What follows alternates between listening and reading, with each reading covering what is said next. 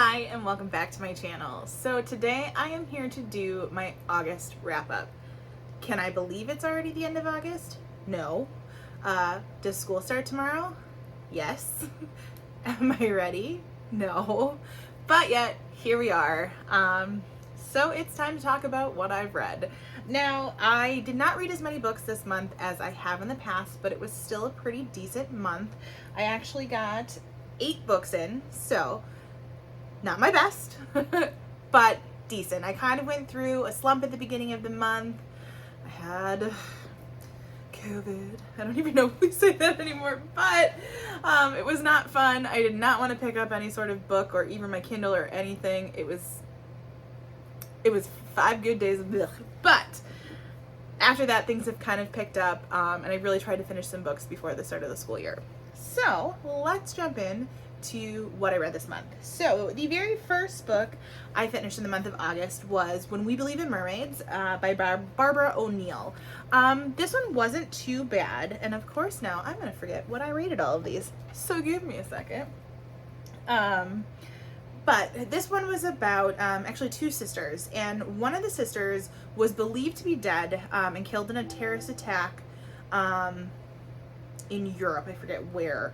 So her sister has basically thought this girl, her older sister, has been dead for years until they see this, I think it was a bombing or an attack on a nightclub in New Zealand, and she's like, oh my god, like I think that's my sister on TV.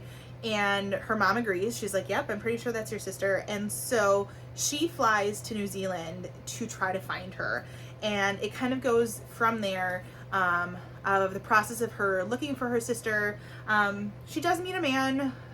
That part of the story I didn't kind of jive with all that much, just because I'm like, okay, like, is this really necessary? But anyway, and you see kind of the trials that their family has gone through dealing with this. So it was pretty good. I rated it a,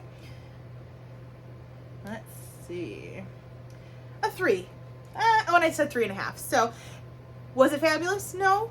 Was it too bad? No. So just kind of middle of the road for me, pretty standard, nothing special. So When We Believed in Mermaid. The next book I picked up was our book club book for the book club that I'm part of in August, and that was Between Shades of Grey by Ruta Sepetys, or Sepetys. Like I said, I pronounce these all wrong all the time. This one was pretty decent. I love a good YA. I loved Fountains of Silence by her.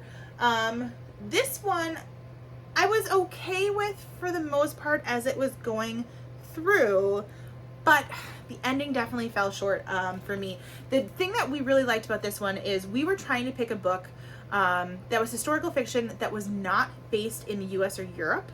And this one talks about World War II, but in the Soviet Union. And these people were taken from Lithuania all the way to Siberia, and it kind of talks about the whole process of that. The thing I really, really liked in this book is there are a lot of maps and timelines included, which was really, really helpful, and these are all the timelines, for what was going on in the book and kind of picturing truly how far they traveled. And it was over the course of like a year and a half. The only thing that I really didn't like was the way that it was ended, because sometimes they just try to like end it real quick and you're like, what is going on? So that one I gave a 3-star to as well. Just middle of the road, pretty good read for me. And that's where I kind of think I started to feel like I was in a slump, because I was like, come on, I just want a book that like knocks it out of the park. August was so when it came to that. But the next one that I did end up picking up, I read on my Kindle, and this one was the arc that I received of Nicholas Sparks' newest book coming out in September called Dreamland. I had such high hopes for this book because his last release was The Wish, and I loved it. It renewed my faith in Nicholas Sparks so much, and I know I've talked about that before. And this one, unfortunately, fell short for me. Now, I could see a lot of people really enjoying it.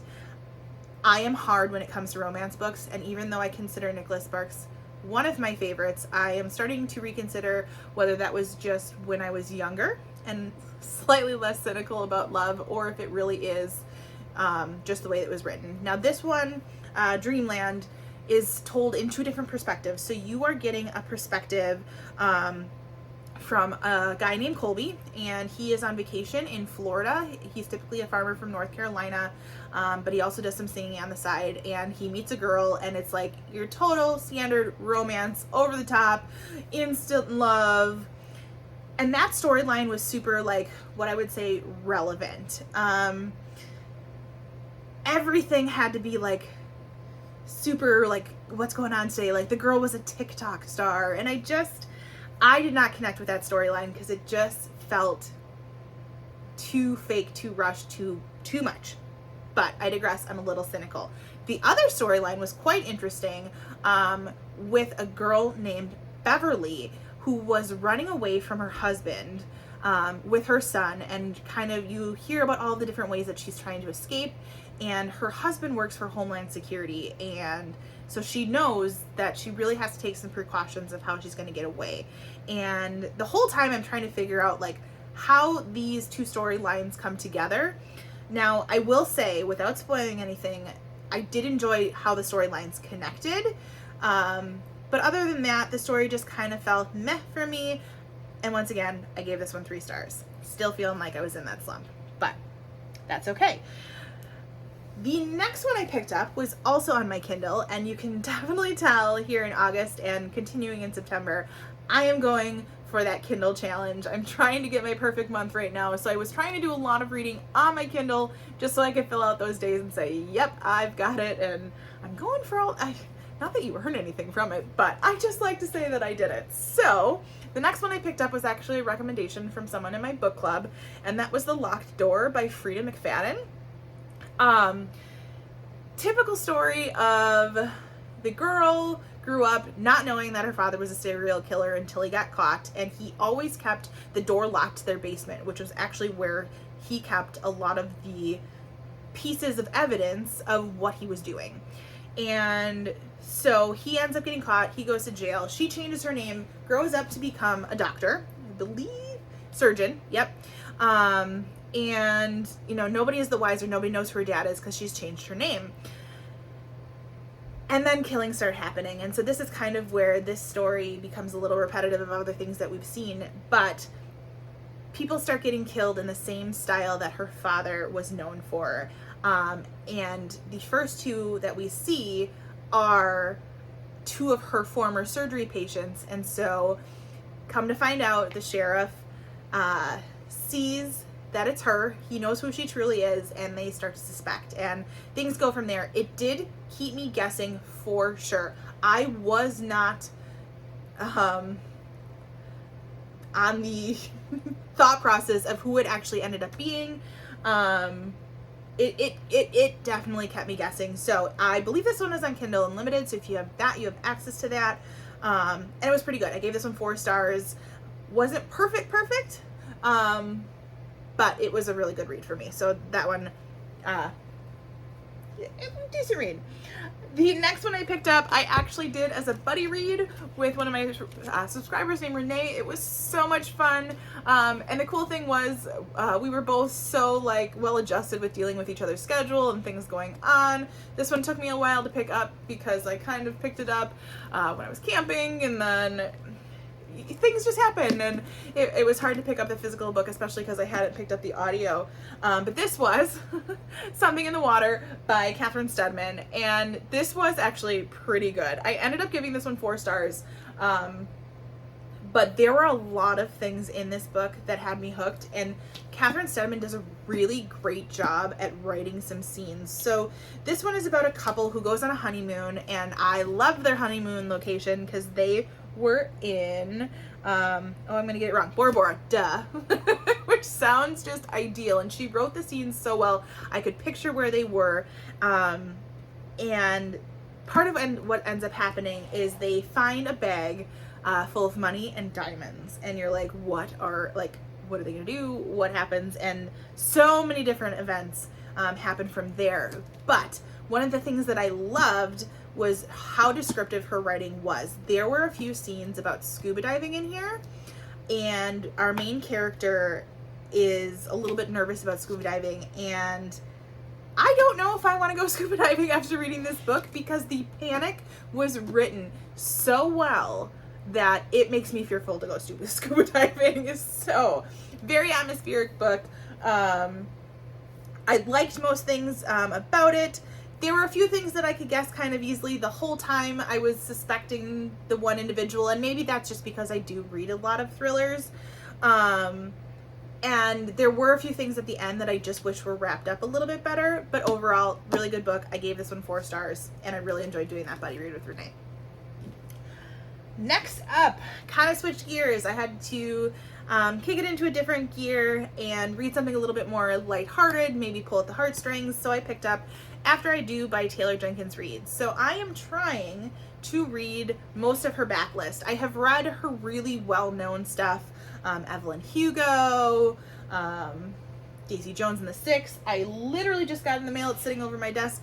Carrie Soto is back. Oh, I've read Malibu Rising. So I wanted to pick up some of her older stuff, and so I picked up this one. I did this one with the audio, and it actually was really good. I liked the audio narrator a lot.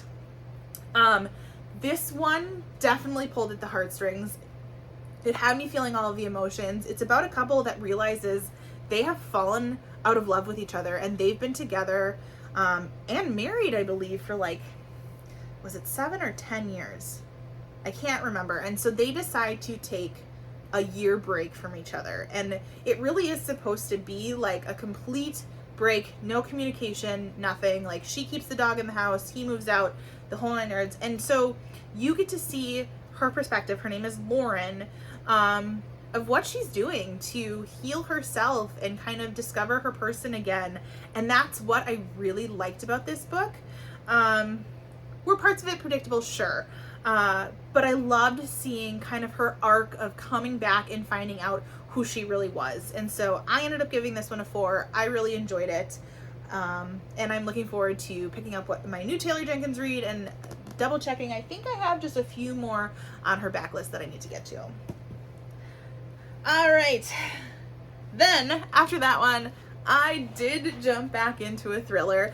Wasn't necessarily planning on it, but this one came available from a friend of my mom's. My mom had just read it, and she said, hey, do you want to borrow this before I give it back? And I said, of course, because it's one that has been on my list for a while, that came out this summer, and that's Hidden Pictures by Jason Rekulak. This one is interesting.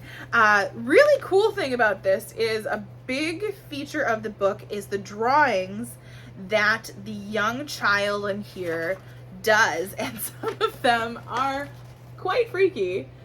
So if you choose to do the audiobook with this one, which I kind of did both, but I think it was really cool, you'd miss out on actually physically seeing the pictures if you only do the audiobook. She describes them, but it was really neat to see them. And so this one is about a woman who is fresh out of rehab, and she is going to be the babysitter or nanny for this little boy in this family that just has moved to Connecticut.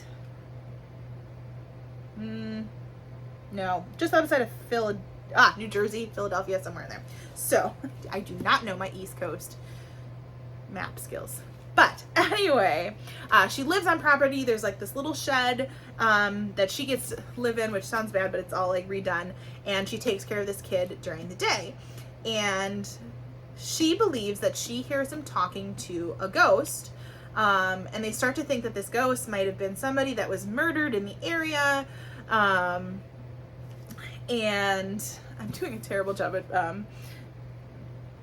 doing this. And she thinks that this boy considers this ghost to be his imaginary friend, and it kind of goes from there. There are a lot of twists and turns and really creepy scenes and things that happen, and kind of talks about whether or not the ghost is taking over people's bodies. It's interesting. I highly suggest you pick it up. I gave it a 4, 4.5 actually, and I rounded it up to a 5. There are definitely a lot of crazy twists and turns in this one. So yeah, I mean, there was a few things that I maybe changed, which is why I didn't give it like a full 5, but this one definitely kind of renewed my August after a couple of those ones that were slow. So, and then the very last book again was on my Kindle, and like my goal, as I've said all summer, was that I really want to get my NetGalley percentage back up. So I did read another ARC that was sent to me, and this one was YA, and it was Well, That Was Unexpected by Jessie Q. Sutanto. Really fun, cute story. Girl who lives in LA. Mom is originally from Indonesia, and she gets caught in quite an interesting position with her boyfriend, or presumed to be position with her boyfriend, and mom decides to take her to Indonesia for the summer. Now, growing up, her mom didn't tell her much about Indonesia, and they haven't been back since she was born. And so it talks about, basically she feels like she's being punished by going to Indonesia for the summer, and she starts to learn that it is not exactly what she thought. And it was a really neat book because it talked a lot about the Indonesian culture and the area. She wrote it so well. And one thing that I loved about this book, because I've read other books by this author, she wrote the Dial A for Auntie series, is I love the different characteristics of the family members that she writes. In her other novels, it was all about the aunties. In this one, it's about the girl's mom, and she ends up meeting a boy, and they were basically catfished into meeting by their families. And so it's a fun, you get a lot of personalities in this book, which I really liked. I gave this one 4 stars. It was a really good read, and I look forward to picking up more things that this author has written. This one is definitely like older YA. The girl, I believe, is like 17, so I wouldn't suggest it necessarily for maybe like middle school age. It depends on maturity level, but definitely a good one. It was a fun one to read. I can only imagine what it's going to be like on audio, because that was what I loved about the Dial A for Auntie series, and just getting that like dialect and those voices. But I really look forward to this one coming out. Of course, I can't remember the release date, but I will put it here for you. So that is everything that I read in the month of August. Like I said, not too bad, not my best, but with the way the month started, I am really glad how the month is wrapping up. What did you read in August? Is there anything else that I should be looking at picking up? I know there's some great releases coming up in September. I already have a video. I'll link that below. And with that, I hope you like and subscribe, and I will see you next time.